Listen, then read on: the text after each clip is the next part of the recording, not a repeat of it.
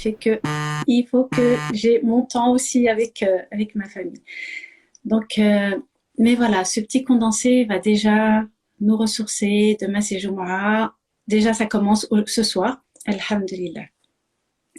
Alors, avec l'actualité de ce qui se passe chez nos frères et nos sœurs en Turquie et en Syrie avec le séisme, c'est vraiment quelque chose de très, très douloureux pour eux, pour nous aussi, mais ça n'est pas pareil. Et ce qui est dommageable, c'est que on voit toujours de loin la misère des gens, les malheurs des gens, en se disant les pauvres.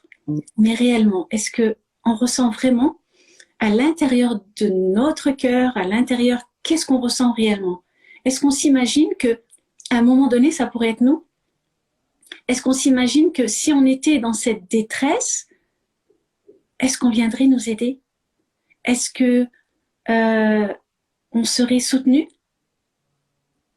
C'est ça, c'est vraiment la question qu'il faut se poser. C'est qu'on est tous des frères, on est tous des sœurs. Et lorsqu'on est dans cette difficulté, on a besoin d'aider, de soutenir nos frères et nos sœurs, quelle que soit la condition difficile dans laquelle ils sont. Vous ne pourrez jamais vivre parce que vous êtes habitués au confort. On s'est embourgeoisé dans cette société occidentale, ce qui fait que dès qu'un petit bobo nous touche, c'est une catastrophe pour nous. Alors imaginez ce que eux ils souffrent, alors que nous on est dans le confort total. On se plaint pour des petits trucs, mais en fin de compte pour eux ils connaissent même pas. Ils ont même pas accès à ce que nous avons accès. Donc à un moment donné, il faut pouvoir remettre les choses réellement à leur place et de se dire que et avoir l'humilité de se dire que à n'importe quel moment, tout peut basculer pour nous. Mais vraiment tout peut basculer pour nous. Et donc les épreuves sont vraiment un chemin qui nous mène à Allah subhanahu wa ta'ala. Oui, les épreuves nous mènent à Allah subhanahu wa ta'ala. Alors on prend toujours, on a la perception de l'épreuve comme étant quelque chose de négatif. S'il nous arrive une privation, s'il nous arrive une maladie, s'il nous arrive quelque chose de difficile, eh bien c'est une punition. C'est quelque chose de négatif, non? Ça voudrait dire, à contrario, que quand tout va bien, on est matériellement à l'aise, eh bien c'est que, voilà, c'est ça l'indicateur du bonheur.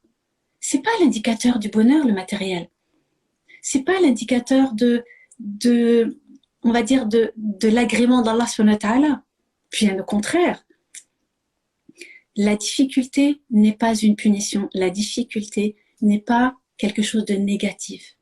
Elle est là justement pour être un élément déclencheur chez nous d'une conscience qu'il y a autre chose au-delà de ça, qu'il y a une sagesse à comprendre au-delà de ce malheur qui nous touche. Et donc, il est très intéressant de regarder le verset de Sourate al-Baqarah, le verset 124, dans lequel Allah subhanahu wa ta'ala, il nous dit « Pensiez-vous entrer au paradis alors que vous n'avez pas subi d'épreuves semblables à celles qu'ont subies ceux avant vous. » Eh oui, on veut tous aller au paradis, mais on ne veut pas faire d'efforts. On veut tous aller au paradis, mais on n'a pas envie de vivre les difficultés. Sauf qu'Allah subhanahu wa ta'ala, il est clair là-dessus. Tu veux le paradis? Eh bien, tu es obligé de passer par les épreuves. Tu penses que tu vas pas vivre ce qu'ont vécu les autres avant vous?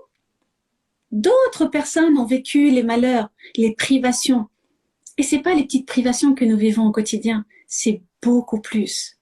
Et pourtant, malgré les privations, ils sont restés sur le droit chemin. Un jour, le prophète alayhi salatu wassalam, il était adossé à la Kaaba et un compagnon est venu le voir.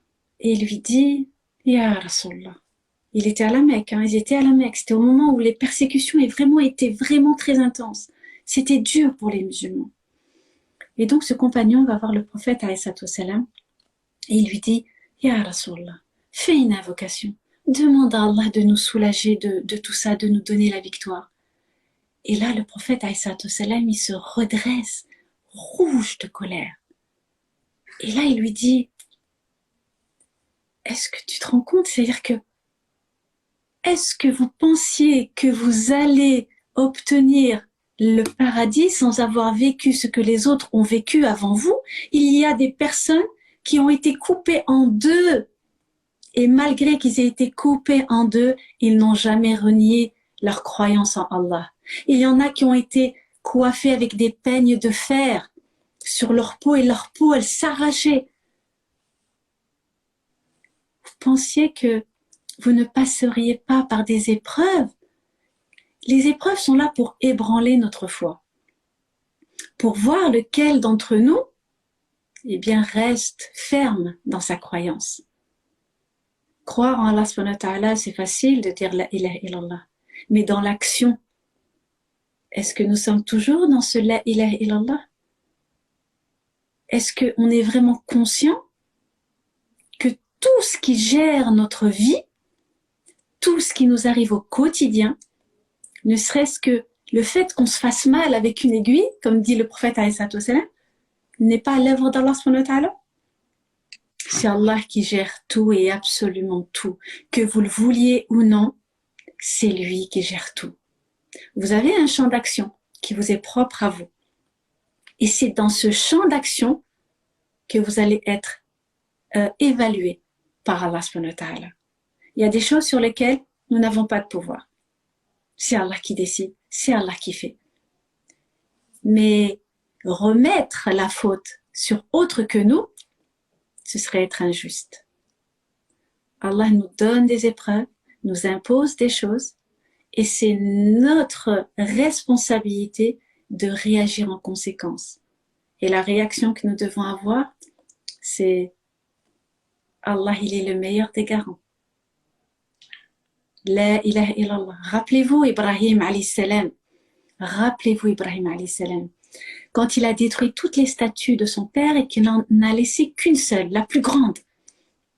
Il a laissé le marteau au pied de la grosse statue, et quand son père et les villageois sont revenus de leur fête, son père a vu les statues toutes détruites.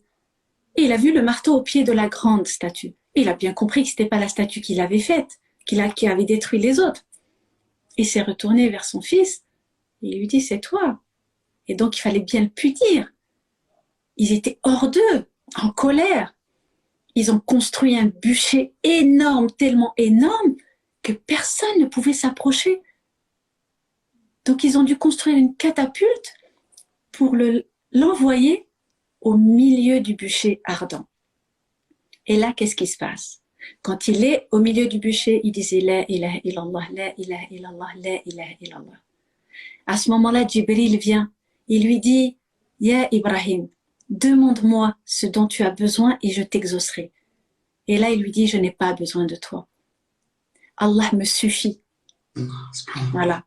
Tant que Allah est satisfait de moi, ça me suffit. Hasbunallah wa ni'mal wakil. Hasbunallah wa ni'mal wakil.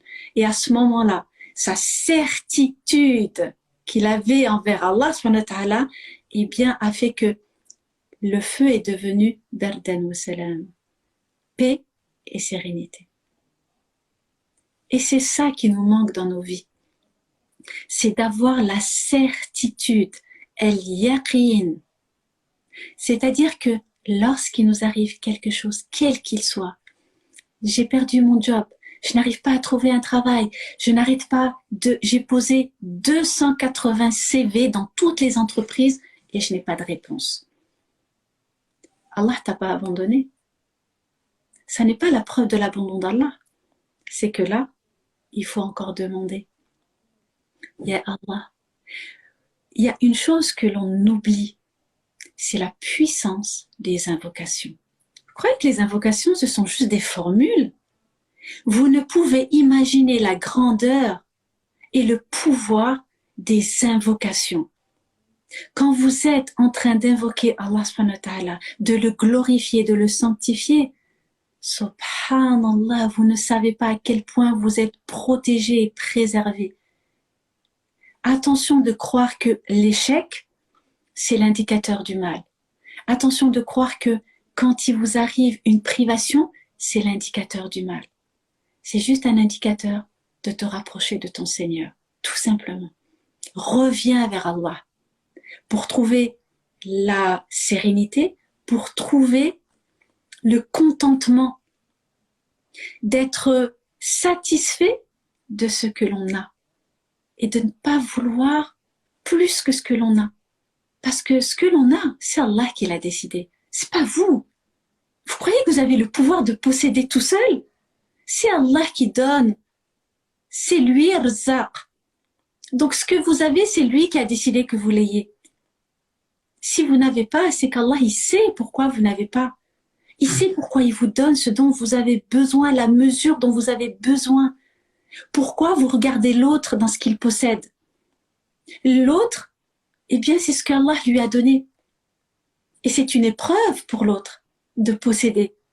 Parce qu'avec ce qu'il possède, comment il va être reconnaissant vis-à-vis d'Allah? Le fait de posséder, ça ne veut pas dire que tout doit lui appartenir. Il doit être en mesure de partager, il doit être en mesure de pouvoir aussi être avec les autres. Allah subhanahu wa ta'ala nous a créés différents, que ce soit en intelligence, que ce soit en capacité, que ce soit en bien matériel, pour que nous nous entraidions. Nous ne sommes pas une union, une umma pour rien. Il est vital et nécessaire d'être soudés. Or, c'est pas ce que l'on voit. On n'est pas là à motiver, on n'est pas là à mettre en avant nos frères et nos sœurs, à essayer de les soulever, de les aider, de les encourager, de les soutenir. On ne pourra jamais être une communauté forte si chacun de nous se tape dessus. Et vous savez, le prophète il nous dit que lorsque vous souhaitez, faites une invocation en faveur de votre frère, de votre sœur, eh bien, un ange derrière va répondre, il va dire Amin, et toi de même. Ça veut dire que lorsque vous souhaitez un bien dans une invocation, sans que le frère ou la sœur ne soit au courant, si entre vous et Allah, que vous souhaitez un bien, une réussite, eh bien, un ange derrière dit à toi aussi. Ça veut dire que vous ne perdez jamais le fruit d'une bonne action. Allah subhanahu wa ta'ala, il connaît l'être humain et il sait que pour le motiver, il a besoin de la carotte. Donc Allah subhanahu wa ta'ala, il nous mâche le travail, il nous dit, tu fais un bien, regarde ce que je te donne. Mais ce que je te donne, c'est encore plus que ce que toi tu donnes. Pour te motiver, vas-y, fais. Fais, moi je te donne plus. Une bonne action, c'est 70 hasanat. Une mauvaise action, c'est 1. C'est pour motiver au bien. Et plus on fait du bien, plus on s'habitue au bien. Plus on fait du mal et plus on s'habitue au mal. Plus on va du côté de la lumière et plus notre cœur se sent bien. On répond à ce côté lumineux de notre âme. Mais si vous décidez de faire un mal, eh bien vous assombrissez votre cœur et il prendra la place de la lumière. Donc oui, les épreuves, elles sont un bien, elles sont bénéfiques pour nous parce qu'elles nous permettent de nous rapprocher d'Allah subhanahu wa ta'ala. Et c'est ce dont nous avons besoin. On a besoin d'Allah pour avancer. Vous savez, un enfant, lorsqu'il naît, il est dépendant exclusivement de ses parents. Sans ses parents, il ne peut pas vivre. Sans ses parents, il meurt. Sans l'affection de ses parents, il meurt. Il meurt et c'est scientifiquement prouvé. Sans affection, sans attachement, il ne peut pas vivre. Nous, sans Allah subhanahu wa ta'ala, nous sommes dépendants de lui entièrement. Sans lui, jamais nous réussirons. Jamais nous ne réussirons. Allah subhanahu wa ta'ala, c'est notre mère, c'est notre père, c'est notre frère, c'est notre sœur, c'est nos enfants, c'est tout à la fois. Parce que lorsqu'on est dans un besoin, personne, on ne trouve personne à part Allah subhanahu wa ta'ala. Oui, on peut vous dépanner. Mais la première des choses, c'est Ya Allah. C'est le réflexe que nous devons toujours avoir. Ya Allah. Donc, penser rentrer au paradis juste comme ça, c'est vraiment un leurre. nous allons vivre et vous allez continuer à vivre jusqu'à votre dernier souffle des difficultés, des privations. Et tout dépendra de la réaction que vous allez avoir face à ces difficultés. C'est ça notre test. Et comment on va réagir. Et donc le fait de savoir que d'autres personnes, donc là, Allah subhanahu wa ta'ala, il nous dit que vous allez subir comme d'autres ont subi avant vous. Donc ça veut dire que d'autres ont vécu aussi la même chose. Donc on n'est pas seul à avoir des souffrances, des épreuves, des difficultés, des privations. D'autres l'ont vécu avant nous. Et Allah subhanahu wa ta'ala, dans le verset, il nous parle de tremblement. Ça veut dire que on va être éprouvé, mais on va être secoué dans les épreuves. Donc c'est comme zelzala. Vraiment, c'est vraiment quelque chose de très fort. Parce que l'épreuve, c'est quelque chose qu'on doit encaisser vraiment très durement. Et dans ce verset, c'est un verset qui est adressé aux compagnons, mais qui nous est adressé à nous, à chacun d'entre nous dans notre quotidien. Parce que quand on voit la suite du verset, alors, pensiez-vous rentrer au paradis alors que vous n'avez pas subi d'épreuves semblables à celles qu'ont subi ceux avant vous, jusqu'à ce que le messager d'Allah et ceux qui avaient cru avant lui ont dit à quand le secours d'Allah. Ils ont dit à quand le secours d'Allah, tellement les persécutions étaient difficiles, on tué les musulmans, on les torturait. Là, ils ont dit, c'était tellement intense qu'ils ont dit à quand le secours d'Allah.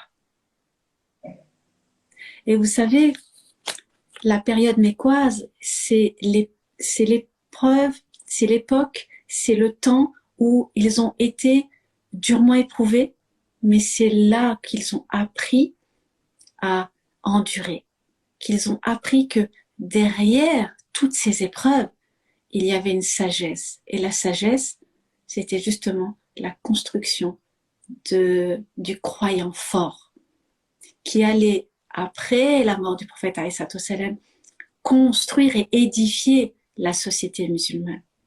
Et c'est ce qui s'est passé.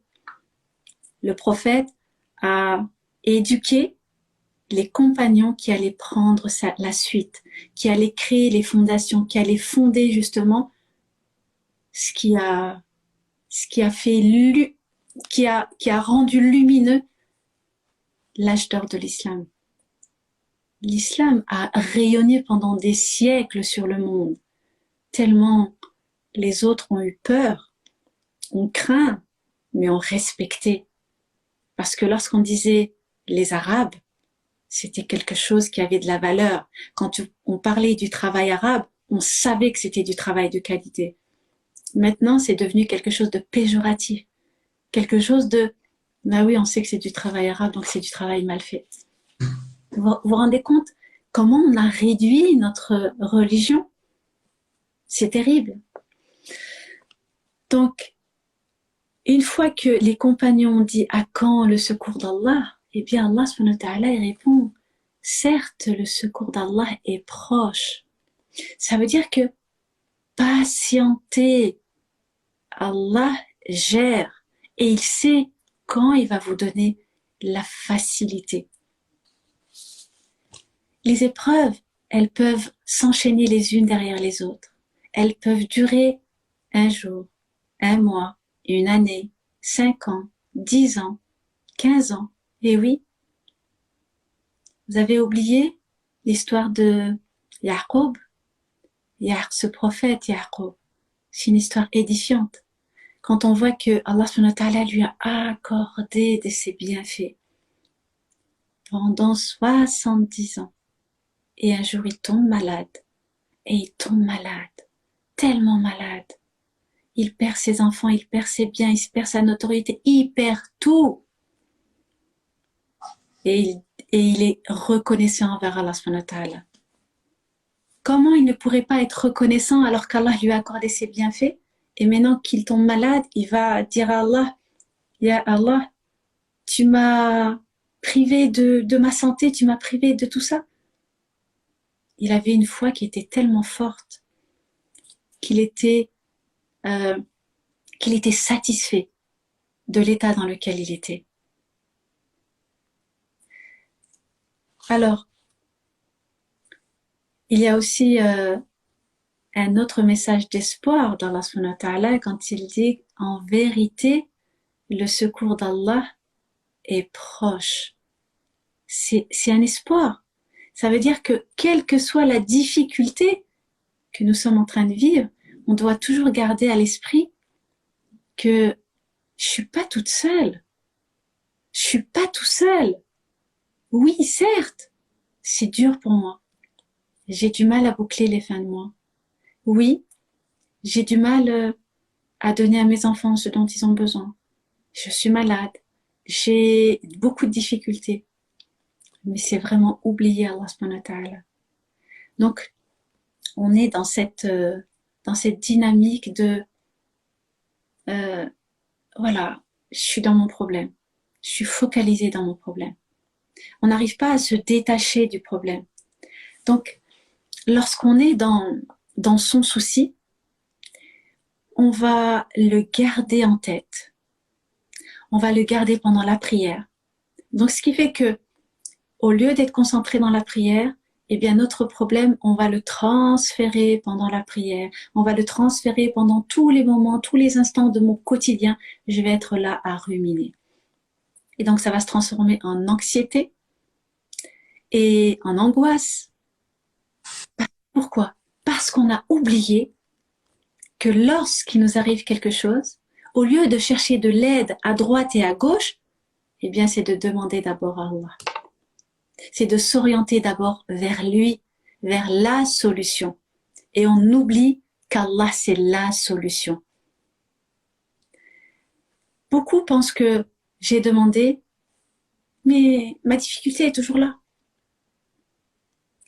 Vous pensez que c'est...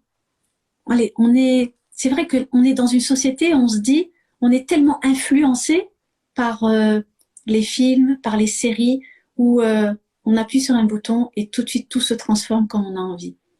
Ça fonctionne pas comme ça. Quand on veut prouver qu'on est fidèle à Allah, eh bien oui, vous allez demander, vous allez invoquer, vous allez prier avec insistance, sans arrêt, et demander, et demander, et demander, jusqu'à ce qu'Allah décide d'ouvrir la porte. Mais tant que la porte est fermée, vous demandez. Et plus vous demandez, plus vous tapez à la porte de son intimité, et plus vous augmentez cette relation avec Allah. Et ce que vous allez en tirer de ce va-et-vient avec Allah subhanahu wa ta'ala, eh bien, c'est d'augmenter votre foi, d'augmenter votre certitude, d'augmenter votre amour pour Allah. C'est ça le résultat que vous allez apporter. C'est pas le fait que, c'est là que vous allez comprendre que, en fin de compte, que ça se résout ou pas, j'ai gagné finalement, eh bien, ma place auprès d'Allah. Parce que je suis à ses côtés, il m'écoute, il me soutient. En fin de compte, c'est ça que je veux. Parce que mon cœur, il est apaisé finalement. Que j'ai ou que j'ai pas, ben c'est bizarre, je me sens bien. C'est plutôt votre entourage qui va vous dire, ben regarde, il te manque tout ça et tu réagis comme ça. Ben ouais, je suis bien. Ça me suffit. J'ai pas besoin. J'ai pas besoin de chercher ma valeur auprès des gens alors qu'auprès d'Allah, je l'ai. C'est cette certitude que vous devez avoir.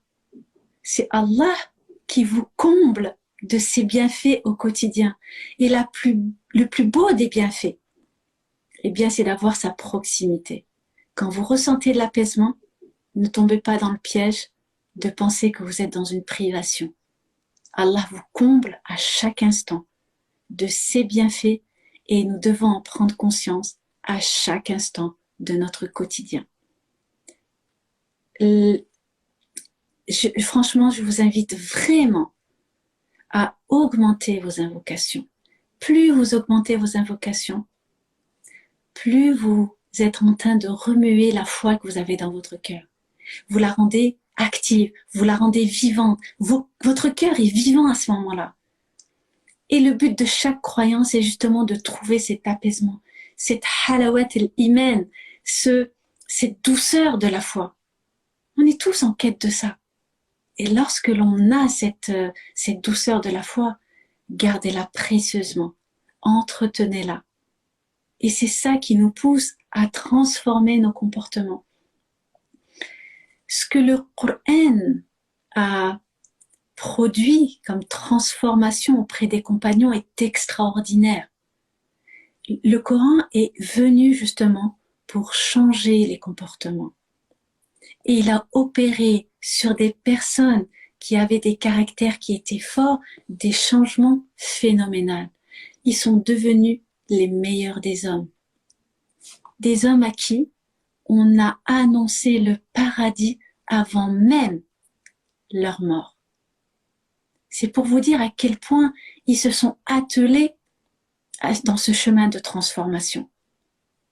Et ça, c'est vraiment, ça demande de l'effort, oui. Vous n'obtiendrez rien sans effort, absolument rien. Ça demande de la patience et vous n'obtiendrez rien sans patience. Ça demande de la persévérance et vous n'obtiendrez rien sans la persévérance. El Jannah, ça s'acquiert par la persévérance, par la patience, par l'action, par la détermination et surtout par la conviction ferme que c'est Allah qui gère tout. Subhana rabbika rabbil izzati amma yasifun wa salamun ala al-mursalin walhamdulillahi rabbil alamin. Alhamdulillah rabbil alamin. Barakallahu fik ma sœur Dalila. Franchement, c'était hyper informatif et hyper pertinent, mashallah. Et ça nous rappelle énormément, subhanallah, l'importance en fait au final d'être éprouvé, parce que on a tendance, nous les humains, à prendre ça d'une manière négative et d'une manière péjorative, en disant qu'en fait non, Allah Azza wa Jalla, lui, s'il nous aime, pourquoi il nous éprouve, etc., etc. Mais en fin de compte, son amour, subhanahu wa ta'ala, entre autres, se trouve en fait dans ces épreuves-là qui nous envoie à chacun et à chacune d'entre nous, et pour qu'on puisse, subhanallah, être élevé en degré, pour qu'on puisse accéder à son paradis sans châtiment auparavant et sans jugement, subhanallah, c'est incroyable. Et on réalise pas cela. Et quand on voit quelques personnes, par exemple, qui, subhanallah, ont subi des épreuves, que ce soit une maladie, que ce soit un manque d'argent, ou que ce soit, par exemple, voilà, dans le matériel en général, ou que ce soit dans leur famille, ou dans ou chez leurs proches, etc. Ben, subhanallah, et qu'ils ont enduré, c'est-à-dire ils sont restés fermes sur leur croyance, ils sont restés sur le chemin d'Allah subhanahu wa ta'ala, sans pour autant le quitter, sans pour autant entre guillemets juger Allah pour le fait qu'il les a éprouvés ou quoi que ce soit.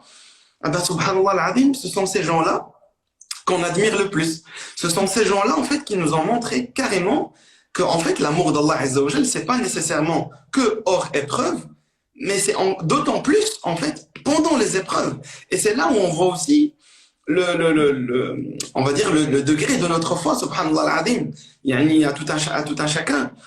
C'est là où tu vas en fait te juger toi-même et te dire, ah, j'en suis où dans ma foi, j'en suis où dans mon amour pour Allah subhanahu wa ta'ala, j'en suis où dans mon adoration pour Allah subhanahu wa ta'ala. Et donc au final, cette épreuve qui est à la base, entre guillemets, pour l'humain, pas bien, eh bien, subhanallah al-azim, c'est ça qui risque grandement de te rapprocher le plus vers Allah subhanahu wa ta'ala. Si tu le comprends bien, et si t'es conscient et t'as ce déclic de te dire, ah, là c'est un signe d'Allah Azza wa Jalla. Cette épreuve-là, c'est un signe d'Allah subhanahu wa ta'ala. Et c'est ça, ya Rabbi, je l'espère, qui va me permettre de me rapprocher de lui encore de plus en plus. Excusez-moi. Ou de, me remettre en question. Ou de, peut-être régler les petits soucis que j'ai dans ma vie ou les petits manquements, etc., etc. Et subhanallah al-azim, wallahi, c'est un grand moment et c'est une grande opportunité lorsque les épreuves nous arrivent. Franchement, il faut vraiment se poser et les regarder les re-regarder, je dirais, d'une autre manière, d'un autre point de vue, d'un autre coin, subhanallah al-azim, et d'avoir une autre vision des choses, parce que wallahi al-azim, c'est une rahma, rien que ça, les épreuves en elles-mêmes, c'est une rahma, subhanallah al-azim. Et c'est Allah subhanahu wa ta'ala qui facilite à nos frères et sœurs qui sont en Turquie, qui sont en Syrie, qui ont subi malheureusement l'épreuve des tremblements de terre, enfin, Allah subhanahu wa ta'ala qui leur facilite, Allah azza wa jalla qui fasse miséricorde à leurs défunts et défuntes, et Allah subhanahu wa ta'ala qui protège les survivants et qui leur permette, Inch'Allah, Rabbil Alamin, de se remettre sur pied le plus vite possible, bi'idhnillah azza wa jalla, qui puissent, Inch'Allah, reconstruire leur vie petit à petit, qui puissent, Inch'Allah, Rabbil Alamin, reconstruire leur famille également, parce que, on le sait, pour la plupart d'entre eux, ben, il y en a qui ont perdu toute leur famille, vous imaginez? Du jour au lendemain, ils se réveillent, voilà, il est sorti des décombres, et Mskin, il se rend compte qu'en fait, il n'y a plus ses enfants, il n'y a plus sa femme, ou peut-être voilà, son mari pour les épouses. Et subhanallah, ils se rendent ou elles se rendent compte que tout a changé. Et déjà, mais vous vous imaginez l'état psychologique dans lequel doivent être ces gens-là. Et wallah, on les voit dans les vidéos, ils sont en train de dire quoi? Alhamdulillah ya Rab. Même avec les larmes aux yeux, etc., ils disent Alhamdulillah ya Rab. Et wallah, que rien que ça doit être une énorme, quelque chose de waouh en fait, subhanallah, quelque chose d'énorme et une leçon énorme pour nous, toutes et tous, de se dire, regarde ces gens-là, ils ont peut-être l'épreuve la plus pire au monde, et malgré cela, ils n'ont pas oublié Allah Azza wa Jal. Malgré cela, ils disent Alhamdulillah. Mais vous imaginez? Nous, on perd juste notre boulot, on devient fou. Ou bien notre salaire diminue juste un petit peu, c'est bon, c'est la fin du monde, je ne sais pas comment je vais faire, qu'est-ce qui va se passer demain, subhanallah, et on devient malade tout seul. Alors que ces gens-là, je vous dis, ils ont tout perdu. Vous réalisez un petit peu? Ils ont tout perdu, subhanallah. Mais je pense que voilà, il n'y a pas de souci. Tu vas partir. En tout cas, jeudi prochain, Inch'Allah, je vais terminer ce rappel parce qu'il y a encore beaucoup d'enseignements à avoir là-dessus. Donc, je vous dis tous à jeudi prochain, Inch'Allah. Qu'Allah vous préserve, qu'Allah vous aime et vous accorde le meilleur ici-bas et dans l'au-delà. Salam alaikum. Wa alaikum salam wa rahmatullahi wa barakatuh.